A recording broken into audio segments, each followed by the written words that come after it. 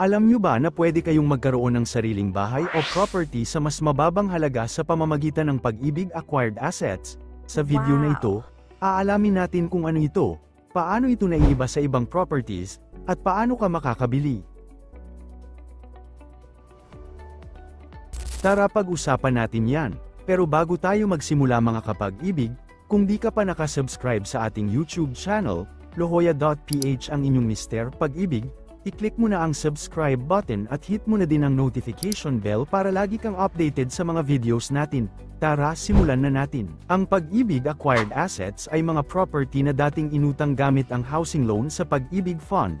Kapag hindi nakapagbayad ang borrower ng buwan ng hulog, na-foreclose ang bahay o lupa.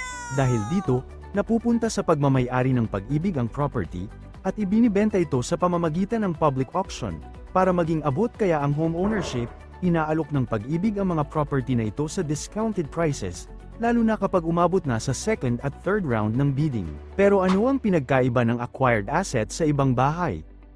Pre-owned properties ito, hindi kagaya ng brand new homes na binibenta ng developers, mas mura ang presyo kumpara sa market value, kaya mas swak sa budget. Ang mga ito ay binibenta sa prinsipyo ng as is where is, ibig sabihin, tatanggapin mo ang property sa kung anong kondisyon siya sa oras ng pagbili. Pwede itong maganda pa ang kalagayan, pero minsan kailangan ng repairs, kaya bago ka mag-bid, mahalaga na makita ang photos at kung kaya, bisitahin mismo ang property para makapagdesisyon ng tama.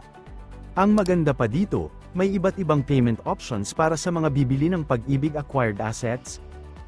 Cash pinakamabilis na paraan at may karagdagang discounts pa. Short-term installment kung gusto mo ng hulugan pero mas maikling panahon na 12 months. Long-term installment, through housing loan, kung mas gusto mo ng mas magaang hulog buwan-buwan, pwede itong idaan sa Pag-ibig Housing Loan. At ngayong 2025, mas exciting dahil may super sale ng Pag-ibig Acquired Assets na umaabot hanggang 40% discount sa mga piling property, kaya kung plano mong bumili, ngayon ang pinakamagandang pagkakataon. Bakit magandang option ng Pag-ibig Acquired Assets? Una, mas mababa ang presyo kumpara sa regular na bahay. Pangalawa, may discounts pa kapag hindi nabili sa unang auction. Pangatlo, dahil sa mas murang halaga, mas mabilis makakamit ang home ownership kahit maliit lang ang budget.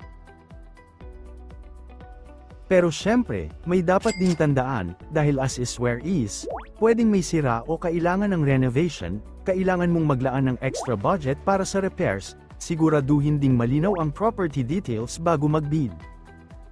Kung interesado kang bumili, narito ang basic steps. Pumunta sa Pag-ibig website at i-check ang listahan ng mga available na acquired assets, pumili ng property at basahin ang details kasama ang location, floor area, at presyo. Mag-register online para makakuha ng buyer's ID number bilang requirement sa auction, sumali sa public auction sa petsa at oras na nakasaad.